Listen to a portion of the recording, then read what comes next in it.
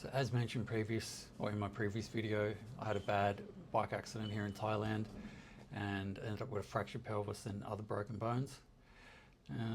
So yeah, I had a bad accident. And, and what's interesting is that when life stops, what happens to your attention and what becomes important. Suddenly, coming up with ideas for videos or trying to see, get views and all that sort of stuff, and all sorts of other peripheral sort of irrelevant stuff gets dissolved down to what's important. And what became important was whether I'll ever be able to move again or even get out of the hospital. And so it relates to a topic that I've been exploring on my channel, which is how awareness changes depending on how we meet or where we meet life. And I had been saying that awareness changes, but what I actually realized through the experience was that awareness can't change. It's the only thing that doesn't change. It just is.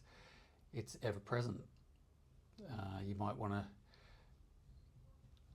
you become aware of it when you have synchronicity, as an example. So, I can remember being in the hospital and just seeing little synchronistic events, which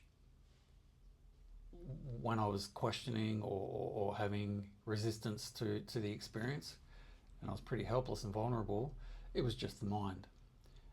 The awareness was always there waiting for me to notice. So a couple of synchronistic things happened. And I went, okay, that's right. Even though this is, according to the mind, is not how it's meant to be, it is how it's meant to be. I knew that. Even though I was, suffering, and nothing lasts. So, what lasts and what's always present is awareness. It doesn't change. And so I probably had been saying in the past, maybe I had been saying, I can't really recall because I really don't care about the past, that awareness would change. It's not the awareness, maybe it's the attention once the ego drops. But that's just attention to ever-present awareness. So the awareness doesn't change. The awareness is what's permanent. So when I look at my broken body, I know fundamentally, even in the most horrible, helpless experience that I've had, there's a fundamental understanding. This body's not real. The body's temporal, ephemeral. It's fairy dust. It's fairy dust. So didn't stop the pain. Didn't stop me crying at some points out of isolation and pain and wondering, what would happen. And eventually I had to find on day 8 or 9 of being stuck in this public hospital, if you want to call it that. I would call it more like a pen for animals.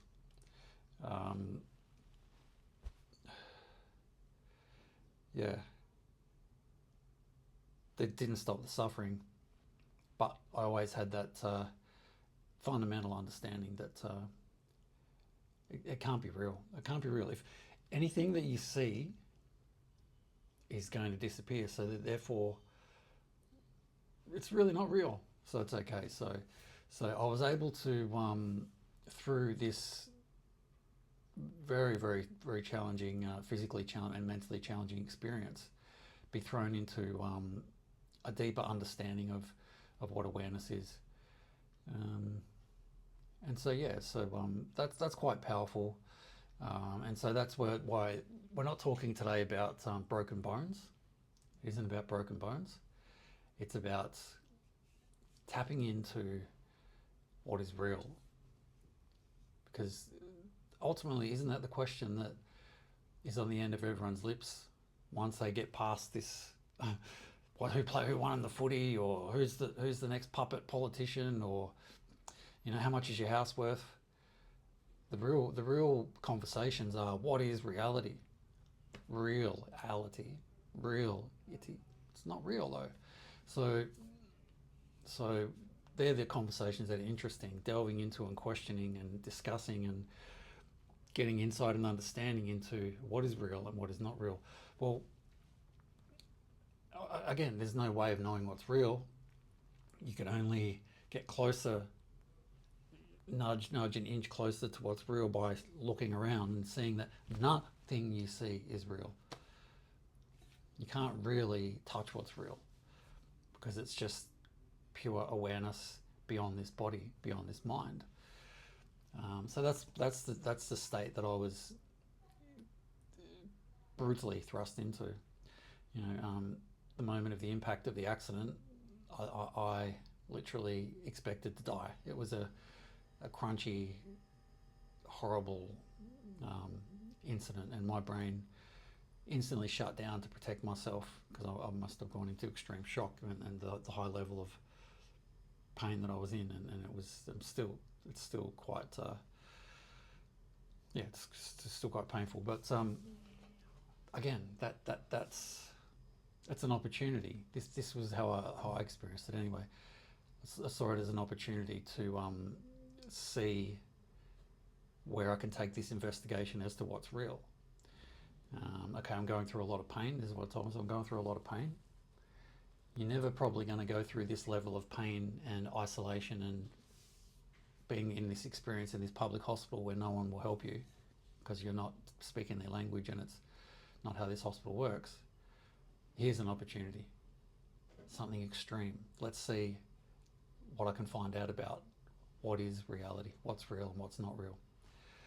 And again, it just brought me back to the only thing that's real is awareness, and even that, it's abstract as well, but it is more real than anything else. You can just, it's something you can sense and can't be explained.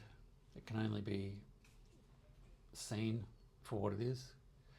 So yeah, that's really interesting. So yeah, again, the tool or the aid available to all of us is sitting inside here. It's sitting inside your gut. It's in your solar plexus. You know, there's all these sun, light and dark, and sun related biomechanisms inside our body interacting with the environment, and it's this, okay? It's in there, and that once that's cleaned and operating, you will more easily be able to slip in and flow into these states where no matter what situation you're in, it is seen through, and you're still able to just, no matter what, just sit in that awareness. Yes, maybe the attention changes, but that awareness, that is what's eternal, that is what's permanent. So that doesn't change, and it's always there. It's just, are we even interested? You might not. You might want to just go get jabbed up and wear your mask and watch TV and believe politicians are real. They're not just actors or whatever, you know, or whatever it is that you want to do. You want to have your head stuck in your phone on Facebook and be plugged into that Al Gore rhythm with their convenient truths in their Al Gore rhythms that they give you, so that you can be in your confirmation biased reality that's just feeding you all the beliefs that you already have that never allow you to step outside and into that awareness. That's your choice. I probably wouldn't recommend waking up. I'd recommend being Cypher in the Matrix, taking the blue pill and be putting back into the Matrix. That's my recommendation. Because this hero's journey of looking into your shadow, seeing past it, and then tapping into what's real and permanent, it's going to ruffle your feathers. It's going to uproot your life.